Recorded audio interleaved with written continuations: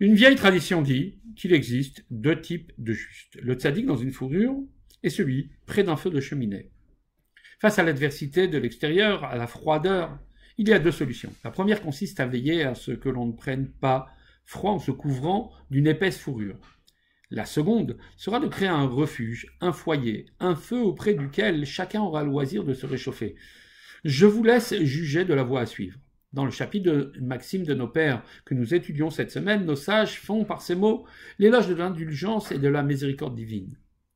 Il y a eu 10 générations de Adam à Noach. Ceci pour nous indiquer combien Dieu est indulgent, car toutes ces générations avaient excité la colère de Dieu jusqu'au moment où il leur envoya le déluge. Puis, il y a eu 10 générations de Noach à Abraham. Ceci pour nous indiquer combien Dieu est indulgent, car toutes ces générations avaient excité la colère de Dieu, jusqu'au moment où apparut Abraham, notre père, et il reçut la récompense réservée aux autres. Remarquons que nos maîtres distinguent ici Noach et Abraham. En effet, Abraham rafle la mise des 10 générations qui lui ont précédé, tandis que Noach reste bredouille.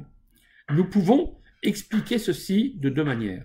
Les générations qui précédèrent Noach n'avaient aucune qualité. Elles vivaient dans le conflit, la friction et la discorde.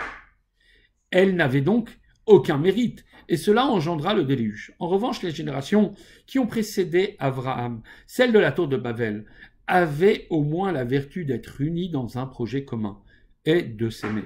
C'est pourquoi une récompense leur fut initialement réservée, et c'est Abraham qui en bénéficia. Pour la seconde explication, la différence tient dans l'approche de nos deux protagonistes. Noach ne cherchait pas à influencer ses contemporains.